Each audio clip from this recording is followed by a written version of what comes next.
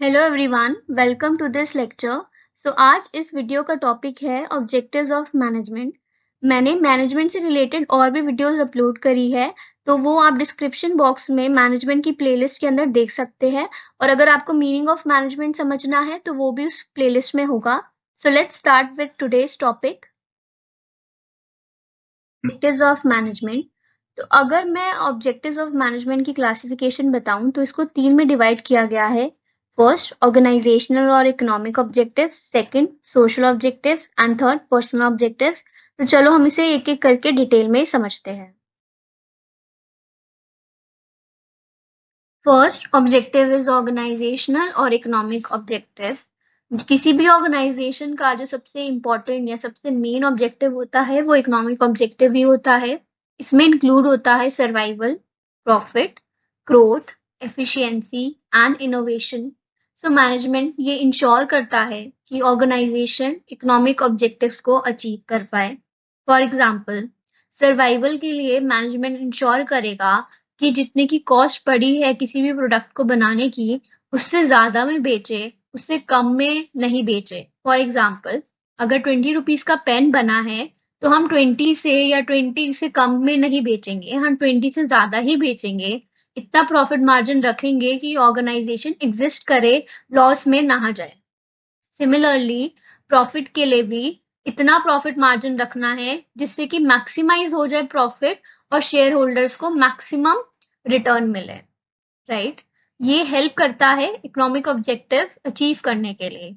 ऐसे ही ग्रोथ में भी हेल्प करता है मैनेजमेंट, ये इंश्योर करने में कि लॉन्ग टर्म चले बिजनेस, शॉर्ट टर्म में ही बंद ना हो जाए, काफी टाइम तक चले।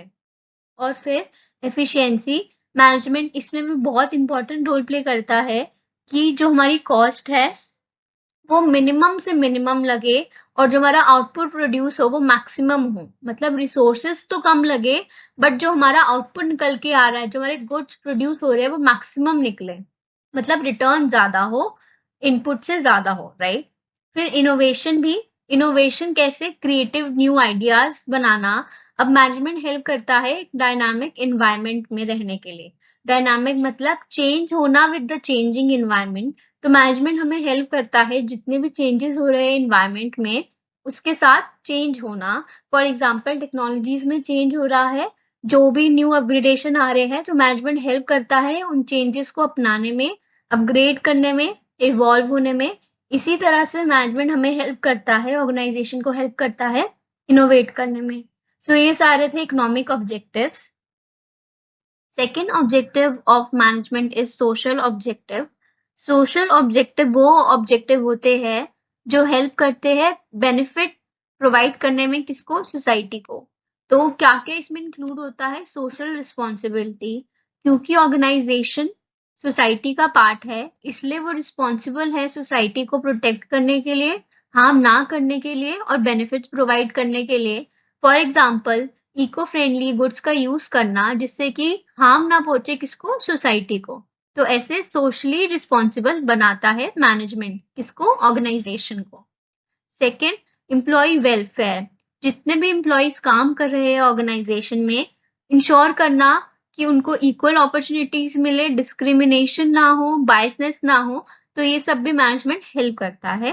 थर्ड, कस्टमर सेटिस्फैक्शन, क्योंकि कस्टमर हमारा किंग है, ऑर्गेनाइजेशन का किंग है, जिनको हमने गुड्स अल्टीमेटली बेचने हैं।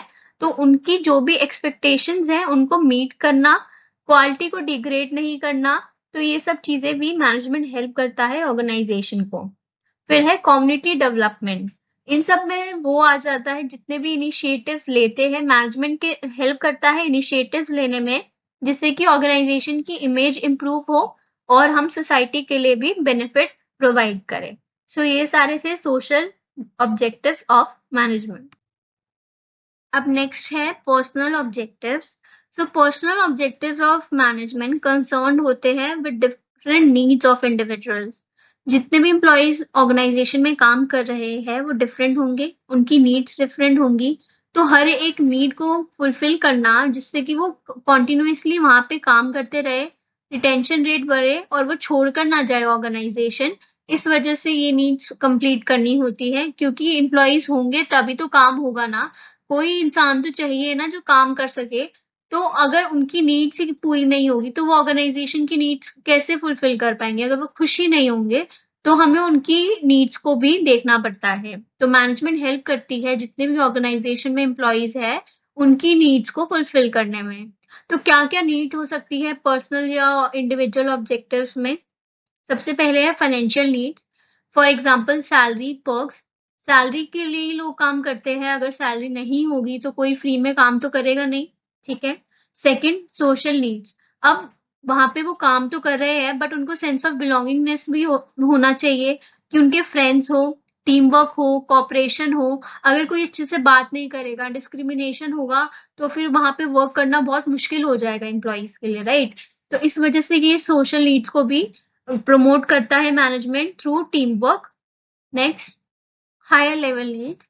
अब हायर लेवल नीड्स वो होती है जो ग्रोथ में हेल्प करती है इंडिविजुअल्स के लिए। तो ये किस किस लिए है? पर्सनल ग्रोथ एंड डेवलपमेंट के लिए। ये हेल्प करती है स्टेटस अचीव करने के लिए, सेल्फ स्टीम इंक्रीज करने के लिए। तो ये नीड्स भी फुलफिल होनी चाहिए। तो मैनेजमेंट हमें हेल्प करता है पर्सनल ऑब्जेक्टिव्स को अचीव करने के लिए। आज इस वीडियो में हमने देखा ऑब्जेक्टिव्स ऑफ मैनेजमेंट। 3 ऑब्जेक्टिव्स होते हैं, organizational, social and personal objectives. अगर आपको इस वीडियो से रिलेटेड कोई भी डाउट हो तो आप कमेंट सेक्शन में पूछ सकते हो। और अगर आपको मैनेजमेंट से रिलेटेड और कोई भी वीडियो देखनी हो तो वो आप डिस्क्रिप्शन बॉक्स में मैनेजमेंट की प्लेलिस्ट में देख सकते हो। और अगर आपको वीडियो पसंद आए so do like, share and subscribe. आज के लिए इतना ही। Thank you.